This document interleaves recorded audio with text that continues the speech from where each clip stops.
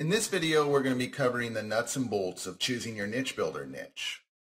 When selecting a NicheBuilder niche, you have a lot more leeway than if you were selecting a niche to become the largest, most popular site within that niche. This does not mean you will not be able to become the dominant presence within your niche. You're just going to go about it differently. So what is a NicheBuilder niche? A NicheBuilder niche is a subject or category that primarily consists of three things. 1. People are spending money on that topic. 2. There are products available to promote within that niche. 3. There are lots of lateral keywords that you can drive traffic with. If you're missing any of these three, it's going to be difficult to be successful within whatever niche you've chosen. In number 3, we mentioned lateral keywords, so I think it's important that I tell you exactly what that is. Lateral keywords are words that are related to the main subject, but not interchangeable like synonyms. For example, if your main keyword is oak doors, a lateral keyword might be brass door hinges. That term, brass door hinges, is another and hopefully easier way for you to drive traffic with. So let's talk about brainstorming for your niche. As you build your online business, one of the first tasks will be to select your niche. You want to brainstorm for ideas and keywords and add those to a long list of potential niches. Whatever pops into your mind is good. Nothing's off limits. It's the internet, for Pete's sake. Okay, I want you to grab a clean sheet of paper. If possible, don't do this on the computer. It's a bit limiting to your creativity. Just add to this paper whenever you think of a new subject. I write in different directions and different colors to really utilize the creative side of my brain. Here's some questions to get you started. What do I enjoy doing in my spare time? When I talk with other people, what topics do I remember from our conversations? What industries have I worked in that I liked? What topics do I find myself researching in my spare time? Is there a topic that I know more about than most? Are there any experts that I have access to in my immediate circle of influence? Have I ever solved problems for people, and which problems?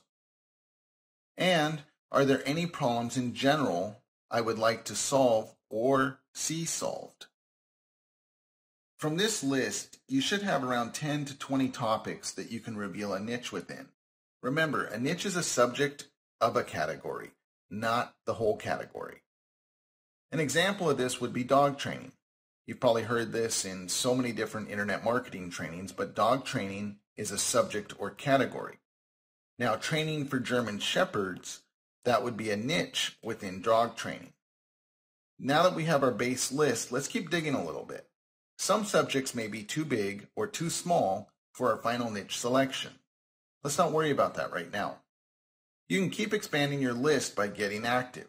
Here's a few things I like to do once I've exhausted what I can think of off the top of my head. First, write down the topics of the last 10 books you've read. Go to Barnes & Noble, or any bookstore for that fact, and look at the magazine covers. Looking at the headlines, what problems do people have? Which solutions are they offering? Yahoo Answers. Just poke around in there. Any question answered is a solution to someone's problem. Many other people probably have the same question. Next, I want you to just listen. When you're out in public or when you're with your friends, I want you to listen to what people complain about in normal conversation. If it's a problem with an actual solution, you might as well get paid for listening to them whine. Now we're going to filter that list down. Once you have your giant list of potential niches, it's time for you to drill it down to a smaller list. For the sake of the NicheBuilder model, we're going to limit your list to 5, and then we'll eventually start to build sites with just one niche. It's time to put the items on your list to the test. Let's see how each of these topics stands up. The first question you're going to ask yourself is this a subject or is this a niche? I want you to enter your subject words into Google's external keyword tool and look at the advertiser competition. Is the green bar all the way at the top? If so, that might be a good theme to build your sites within, but not an actual niche. We want to drill down a bit and find a topic within that category. In the screenshot above, parrot training is a category or topic, and African Gray, Quaker, and Eclectus parrot training are niches. Does that make sense? Next, we're going to see if your topic has any kind of AdWords value to it. You may have found a subject that shows little competition, but that might be because there's no commercial value. Using the parrot training example, let's identify where we might receive our greatest revenue per AdSense click. It would appear that the most commercial value in this case would be associated with a parrot training DVD. So now let's look at how large is each transaction within that niche. You have to be careful that you don't select a niche where the average transaction is only a few dollars. If you're an eBay affiliate and you earn 20% selling $5.75 items, you're going to need to sell quite a few of those before you amass any real money each month. Also, if your product is affiliate-based, your transaction gross total is not as important as your affiliate fee. Some products have a $10 sale price and a $20 commission. How can they possibly do that? Well, they're able to do this because they know each new customer gained is worth far more than $20 during the normal customer life cycle of their buyer. That's oftentimes referred to as lifetime customer value. Of course, there are exceptions where they pay the higher commission and the person does not convert, but overall, it's a good value, especially if they're trying to gain market share. When it comes to my commissions, to offset site building and SEO costs, I like my commission to be at least $20 for each unit that I sell. There are so many determining factors, though, that can take this number up or down. For example, let's say you own a site receiving 15,000 visitors each month.